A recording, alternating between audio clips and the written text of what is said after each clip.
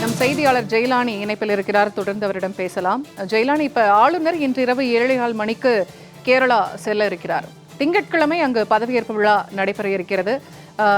எத்தனை மணிக்கு விஜய் சந்திக்க இருக்கிறதாக தகவல் வெளியாகி இருக்கிறது? நாளையுடன் சட்டமன்ற காலாவதி ஆகிறது தமிழ்நாட்டில்.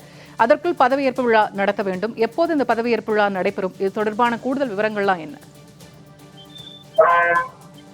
பூர்ணிமா, தமிழக அரசியல் சூழலிலேயே இது போன்ற நிகழ்வு என்பது இந்த சூழல் தான் முதல் முறையாக நடக்கிறது. ஏனென்றால் இதற்கு முந்தைய ஆட்சி அமைச்சது போதெல்லாம் இது போன்ற நிகழ்வுகள் நிகழ்ந்தது கிடையாது. ஆளுநர் தனிப்பெரும்பான்மையோடு இருக்கக்கூடிய கட்சியை அழைப்பார், அவருக்கு ஆட்சி பொறுப்பேற்பதற்கான அழைப்பு விடுப்பார், அதற்கான பொறுப்பேற்றுக் கொள்வார். சட்டப்பேரவையில் தான் தனது தனி பெரும்பான்மையை நிரூபித்து காட்டுவார். இந்த நிகழ்வு தான் காலம் காலமாக தமிழகத்தில் இருந்து வந்த வரலாற்றாக இருந்திருக்கிறது.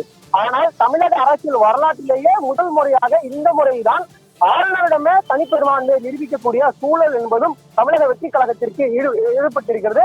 இந்த நிலையில் 4 நாட்கள் போராட்டத்திற்கு பிறகாக தற்போது தமிழக ஆளுநரை சந்திக்க இருக்கிறார். அதுவும் தனி பெரும்பான்மை நிரூபிக்கக்கூடிய அளவிற்காக 118 சட்டமன்ற உறுப்பினருடைய ஆதரவு கடிதங்களை பெற்றிருக்கிறார். தனது கட்சியை சேர்ந்த 107 சட்டமன்ற உறுப்பினர்களும் கூட்டணி கட்சியை சேர்ந்த 5 மற்றும் 6 சட்டமன்ற உறுப்பினர்கள் வெளியில் இருந்து ஆதரவு பெறுவார், அதாவது நிபந்தனையற்ற ஆதரவு தருவதாக அந்த கடிதங்களையும் கொடுத்திருக்கிறார்கள். எனவே தற்போது 118 சட்டமன்ற உறுப்பினர்கள் இருப்பதன் காரணமாக அவர் தற்போது ஆளுநர் மாளிகைக்கு சென்று அவரிடம் மீண்டும் ஆட்சி அமைப்பதற்கான உரிமை கோருவார் என்பதாக எதிர்பார்க்கப்படுகிறது. ஆளுநர் மாளிகைக்கு 5 to 5:30 மணி அளவிற்காக புறப்பட்டு செல்வார் என்பதாக எதிர்பார்க்கப்படுகிறது. ஆளுநர் மாளிகைக்கு சென்று விஜய் கடிதம் கொடுத்ததற்கு பிறகாக ஆளுநர் தனக்கு உட்பட்ட அதிகாரத்தை பயன்படுத்தி அதையெல்லாம் ஆலோசித்து பார்த்ததற்கு பிறகாக தமிழக வெற்றி கழக தலைவர் விஜய்க்கு அழைப்பு விடுப்பார் என்பதாக எதிர்பார்க்கப்படுகிறது. ஆனால் இதில் முக்கியமாக கவனிக்கப்பட வேண்டியது, நாளை முதலாக, அதாவது 10ஆம் தேதியுடன் தமிழக சட்டப்பேரவைக்கான அந்த காலம் என்பது நிறைவு பெறுகிறது. அதற்குள்ளாக புதிய சட்டப்பேரவை நடத்த வேண்டும் என்பது விரிவாக இருந்து வருகிறது. இந்த சூழ்நிலையில் இந்த நிகழ்வுகள் எப்படி நடக்கும்?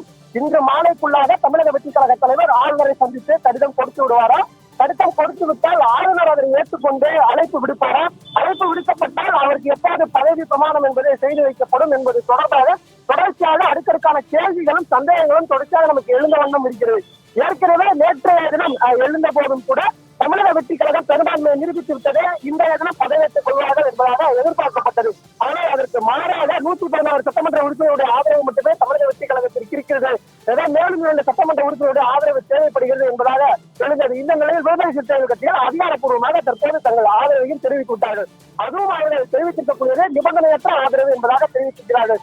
இதற்கு முன்பாக இடதுசாரி கட்சிகள் எந்த அடிப்படையில் எந்த கடிதத்தை கொடுத்தார்களோ அதே போன்ற கடிதத்தை தான் விடுதலை சிறுத்தைகள் கட்சியும் கொடுத்திருக்கிறார்கள். வெளியிலிருந்து ஆதரவு தருவதாகவும் நிபந்தனையற்ற ஆதரவாக இருக்கும் என்பதாகவும் அவர்கள் தரப்பில் தெரிவிக்கப்பட்டிருக்கிறது. இது மிகவும் முக்கியத்துவம் வாய்ந்த கருத்தாக பார்க்கப்படுகிறது.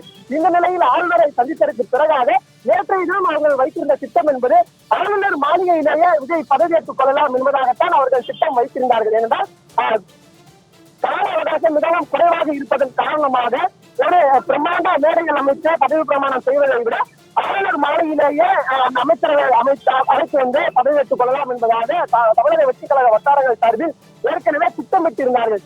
இந்த நிலையில் தற்போது இன்று மாலைக்குள்ளாக ஆளுநர் புறப்பட்டு செல்ல இருப்பதன் காரணமாக ஆளுநரை சந்தித்து ஆதரவு கடிதத்தை கொடுப்பது மட்டுமல்லாமல் சட்ட வழிமுறைகளோடு ஏதேனும் காலக்குழுவை நீட்டிக்க முடியுமா என்பது தொடர்பாகவும் பேச்சுவார்த்தையில் ஈடுபடுவதற்காகவும் கோரிக்கை வைப்பதற்காகவும் வாய்ப்புகள் இருக்கின்றன. நாளைக்குள்ளாக தமிழக வெற்றி கழக தலைவருக்கான அந்த கெடு என்பது முடிகிறது.